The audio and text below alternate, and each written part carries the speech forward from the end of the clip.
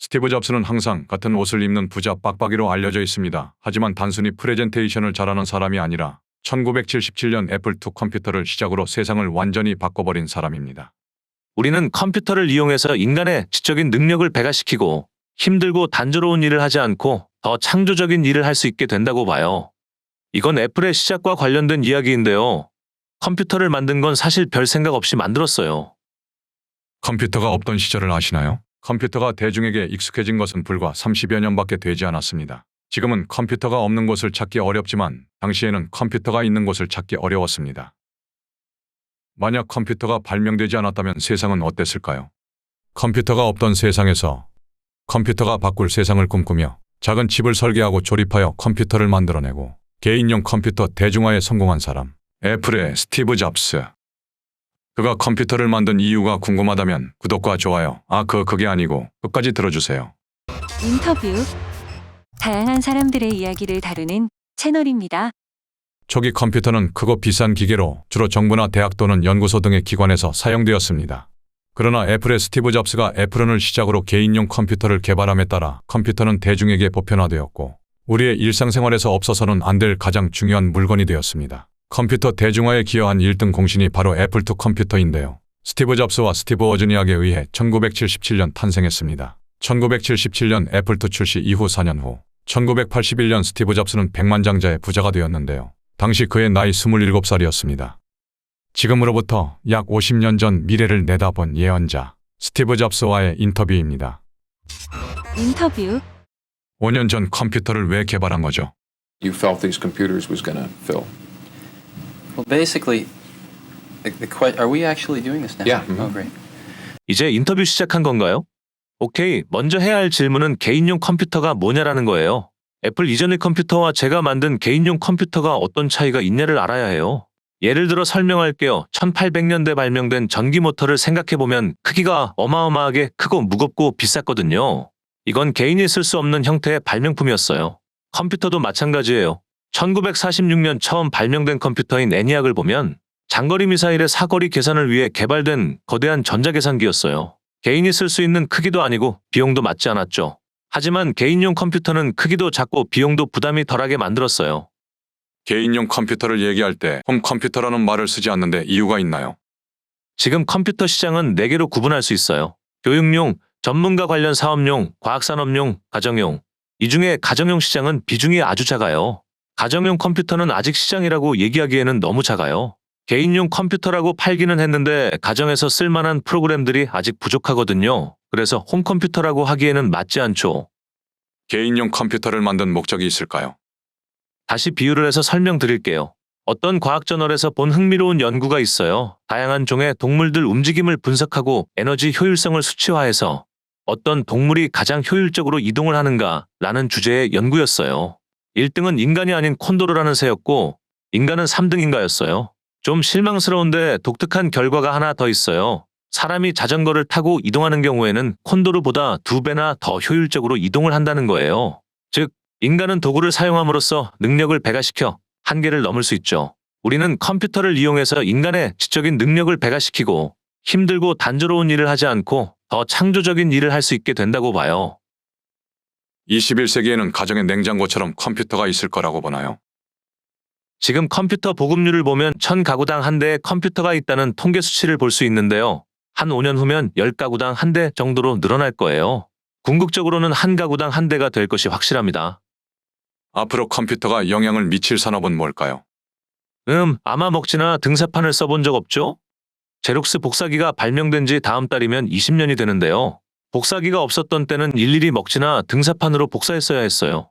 복사기가 나오고 먹지 등사판은 필요가 없어졌어요. 하나 더 예를 들면 1972년 휴렛 패커드가 발명한 HP35, 최초의 계산기가 있어요. 9년 동안 어떻게 변화했는지 아시죠? 1978년 세계에서 가장 큰 계산자 공장이 완전히 문을 닫았어요.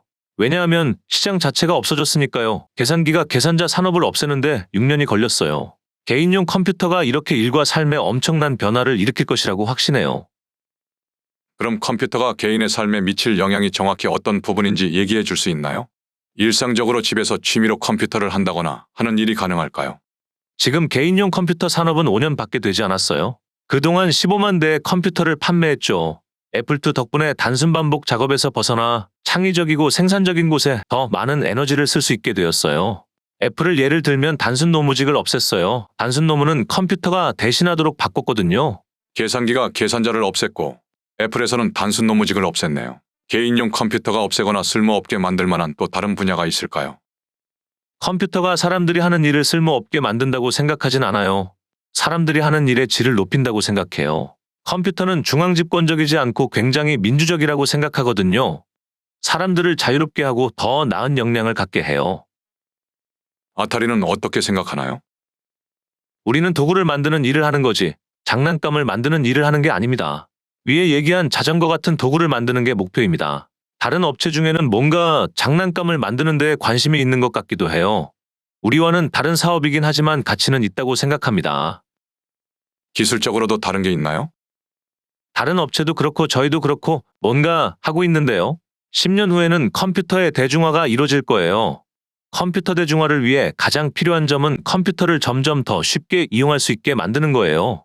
컴퓨터 자체는 어렵기 때문에 사람들이 컴퓨터를 몰라도 쉽게 다룰 수 있게 만들어야 해요. 그렇기 때문에 좀 더 복잡하고 어려운 컴퓨터가 필요해요. 이게 컴퓨터 산업의 역설이에요. 사람들이 쉽게 컴퓨터를 사용하기 위해 더 복잡하고 어려운 컴퓨터가 필요해요. 이게 가정용 컴퓨터 시장에 아직 없는 이유예요. 가정에서 쓸 컴퓨터는 다루기 쉬워야 하는데 그러려면 아주 복잡한 컴퓨터야 하죠. 그럼 가장 비싸요. 그래서 향후 몇 년 동안 가정용 시장은 커질 수 없어요. 하지만 분명히 컴퓨터는 더 복잡해지고 더 다루기 쉬워질 거고 가격도 적절히 저렴해질 거예요. 그러면 그에 맞는 시장이 생길 거예요. 여기 실리콘밸리에서 자랐죠. 여긴 어떤 문화가 있길래 IT 기업들이 몰려있죠. 실리콘밸리는 세계에서 기업가적 위험 문화가 있는 가장 좋은 예라고 생각해요. 제 롤모델이자 영웅이었던 휴렛패커드나 대단한 기업들이 주변에 있어요. 뭔가 어떤 전통 같은 것을 이어간다는 것이 좋아요. 애플이 상장되어 26살에 자수성가 부자가 되었는데요. 뭔가 해낸 느낌이 들 것 같은데 어때요?